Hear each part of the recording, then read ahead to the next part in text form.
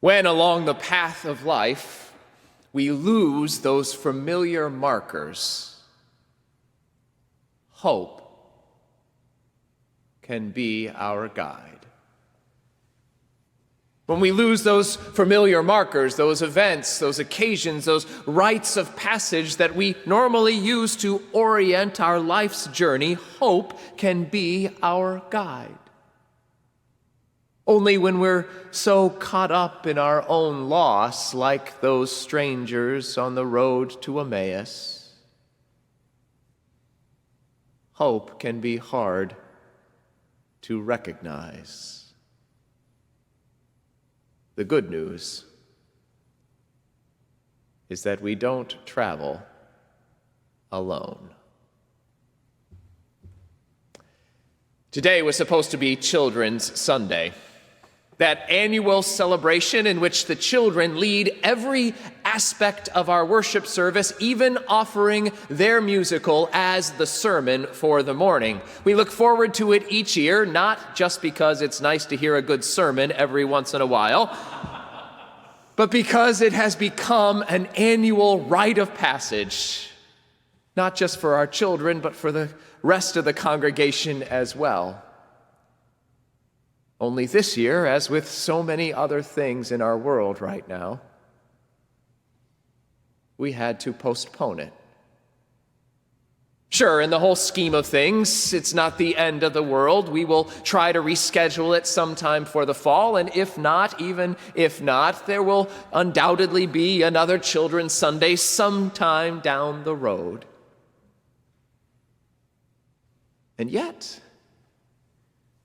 for those children that work so hard, for the loved ones that were excited to see them, for the staff members who did such yeoman's work in putting it together, we recognize that this is just another cancellation, another loss in a season of loss. In other words, it might seem small, but as we're learning, even small losses have a way of adding up. And we've had more than our fair share lately. Not all of them small. Think of all the things we've already let go of this spring, some we've had to experience together, those rites of passage that move us along the journey from spring into summer, those we never realized we took for granted: March Madness, spring break, Easter Sunday, the start of baseball season. Little markers along the journey into summer. Of course, others are more personal, are even harder. From graduations to canceled trips to the loss of loved ones without the opportunity to say goodbye. This is a season of loss of our livelihood, of our freedom, of our way, and we now find ourselves on a journey that we're not quite so sure about. And in this season of could-haves and should-haves and would-haves, it makes sense that we might find our hearts a little uncertain, that we might feel ourselves a little lost, that we might start to feel a little down. Fear not. You're not the only one. This is a strange moment. We're so used to living and dying by the calendar, marking that date that we have to look forward to, that event that's out there in the distance, and then planning for that, working, putting our nose to the grind, knowing that this moment is hard, but at least we have something to look forward to ahead. And yet, when that's taken away, we're not quite sure how to be. In this moment, we're letting go of all of those other things, and all of those things have stopped, and yet we haven't. We're still going day after day after day, though we don't really know what day it is. FYI, it's Sunday. Or if you're watching in the archive, call a friend. We know that life still goes on, even if we don't recognize it. Spring is coming, we're told. Eventually, it will stop raining. We'll find our way to warmer weather. The trees are blossoming. The flowers are budding. There is sign of hope out there. It's just really hard to see. And now that we're on this journey, as we go, we don't quite know where we find ourselves. And when we don't quite know where we are, when we don't recognize those familiar markers along the path, hope is hard to see. The good news is that it's there, whether we recognize it or not. Some will know the gospel lesson for today from the Gospel according to Luke. It takes place on that Easter day when two travelers, we don't get to know anything about them except one was named Cleopas, and they seem to be connected in some way to the group of women who had seen the empty tomb that very morning. We know nothing else about them. We don't get their gender. We don't understand what they did for a living. We don't know their favorite flavor of ice cream. All we really know is that they're traveling along the path of life and they are mourning something that they've lost. In fact, they're so caught up in everything that they've lost that they don't recognize Jesus, the risen Christ, as he comes walking alongside them. We're told that their eyes were kept from seeing. And I'll be honest, up until this moment, every time I heard that passage, I always thought maybe it was something Jesus did. He didn't want them to recognize them in him in that moment, and yet now it's perhaps taking on a new meaning. It makes sense, after all. Grief does strange things to us. When we're mourning the loss of all those familiar markers of our life, when we're mourning all that we've lost, it is easy to get so caught up in that we miss the things that are around us, the people that are walking alongside us. The good news is hope is there, whether we recognize it or not. In the story, Jesus walks alongside them even when they don't recognize him. He asks them questions even when they don't recognize him, and it's not until they get to their destination that they finally have their eyes opened. Maybe the same will be true for us. Maybe hope is there whether we see it or not, and it will take a while to see. Of course, those of us who find ourselves a little lost might appreciate the help along the path right now to find that hope. And so today, why not try something a little different? Why don't we try to point each other towards the hope? There is a challenge with this, of course. If we're going to walk alongside one another for a moment, we're going to have to stay 6 feet away. I think we have that covered. But there's something beyond that spatial challenge. There is, of course, that temporal challenge right now as well. We are, after all, each of us at different stages, different points on that journey through life. Some of us are just beginning, and some of us are nearing the end, though we'll be honest, we don't always know where we are. Why not give it a shot? Today, let's walk alongside one another for a moment at different stages on that journey of life to see if we might point out the hope along the way. Let's start at the very beginning. Very good place to start. Why don't we just start by walking alongside for a moment our children? Lord knows they could use it. This is, after all, a scary time for adults, but we can only imagine what it must feel like for our children. As a friend reminded me, adults at least have a statistical reasoning part of their brain that is fully active. We can recognize that given all that we know, most people will be okay. And that even most people who get sick will be okay. But all children see is the world turned upside down. Stay 6 feet away. Don't go to school. Wear your mask. And while our gut reaction is to try and keep it as normal as possible for them, our gut reaction is to try and tell them it's business as usual. Sure, you can't go to school, or you can't be in school, but you're still in school. Just at home, we try to do our best to keep it as normal as possible. That may not be the only way. Perhaps as we walk alongside our children, the question we ought to be asking ourselves, like the stranger asked the disciples, is what is most important here? What's most important to us as we walk along this journey of life? Is it that we keep and maintain all of those learning goals that we set out at the beginning of the year when we were on a very different path? If so, then maybe it's justified to have our second graders sitting in front of a screen for 4 hours a day while they try to complete their assignments. But make no mistake, friends, it comes at a cost. Sitting in front of a screen all day, whether we're 7 or 47, comes at a cost. It is not normal.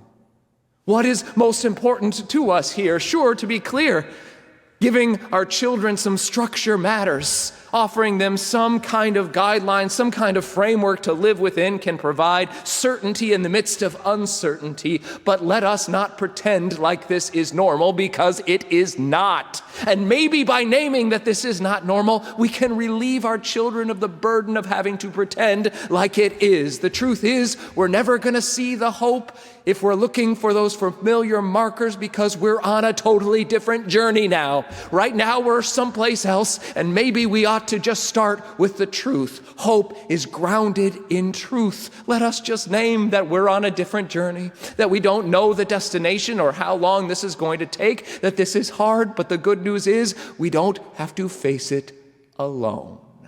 Part of faith is recognizing that though we never know what a day is going to bring, we know that we don't have to face it alone. If we don't learn that as children, it is hard to recognize as adults. Hope is grounded in truth. Of course, we don't stay children, so let us just walk a few miles up the road a little bit to walk alongside our young people for a moment. This is, of course, a little nebulous. We'll just let them choose who considers themselves young. That is, those who are no longer children, but maybe don't quite yet consider themselves fully adults. We'll let you figure that out, who that might be. Of course, these are they who have just starting to make their own determinations about the path they're going to walk in life, that are trying to choose who they are going to be along it based upon the feedback they receive from others. So maybe the question we might ask them as we walk along the path is, who are we telling them that they are? Are they primarily students, task achievers, workers, those who will be throughout their lives given tasks, and the most important thing is to get those done? If so, then we're doing a bang-up job.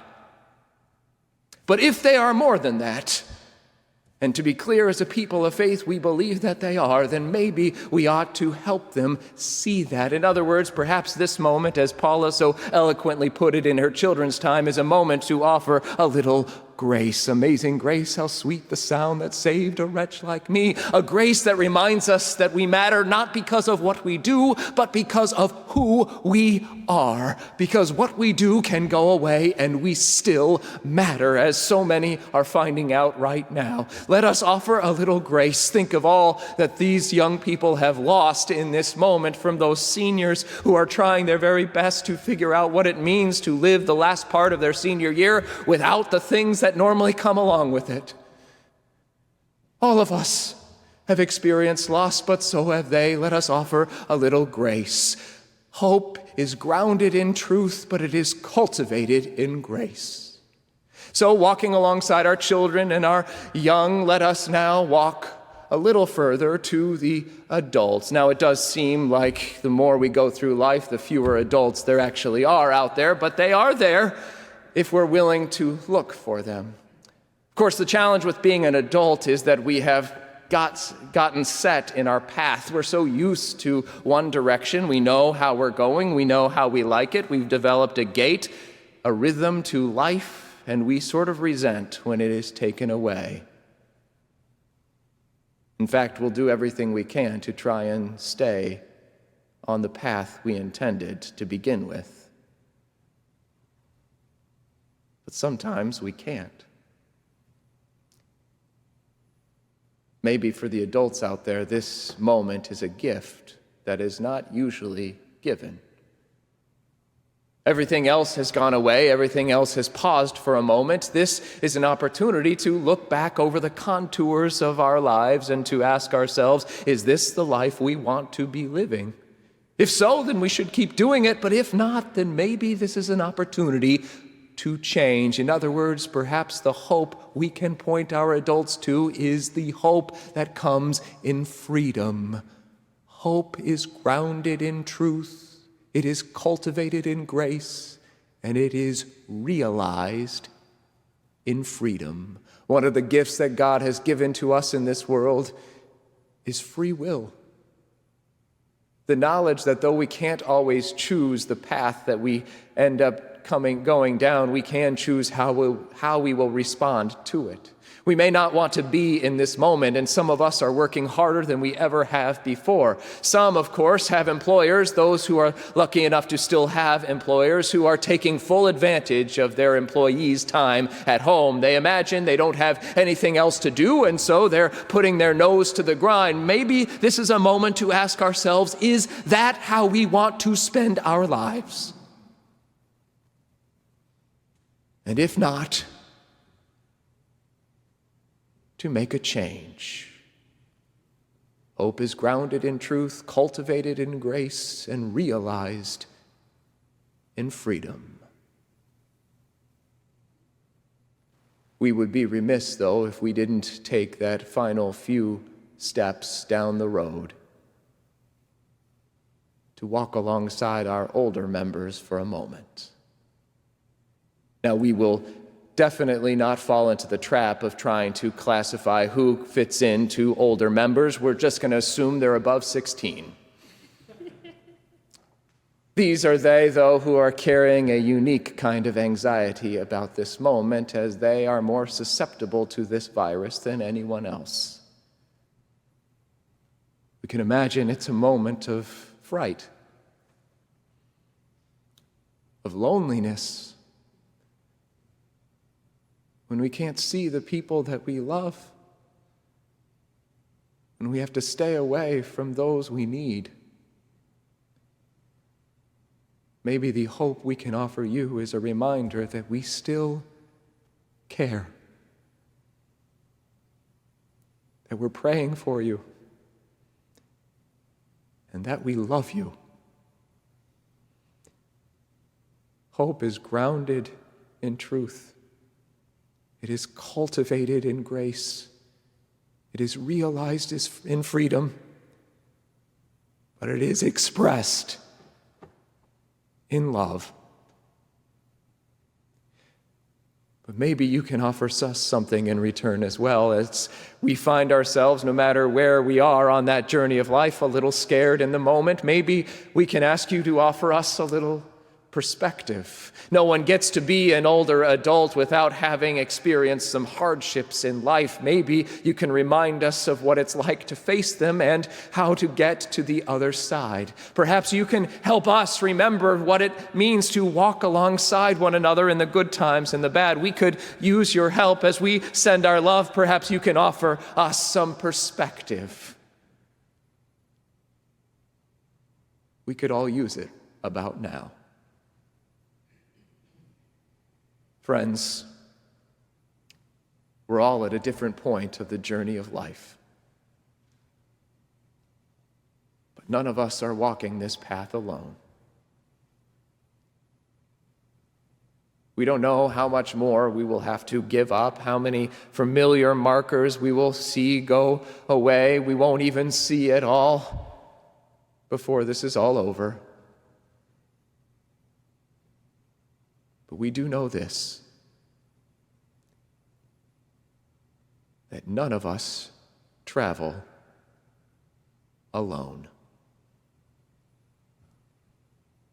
Which means that in the end, even if it's hard to see, we always have hope. When, along the journey of life, we lose those familiar markers, hope can be our guide. May it be so. Amen.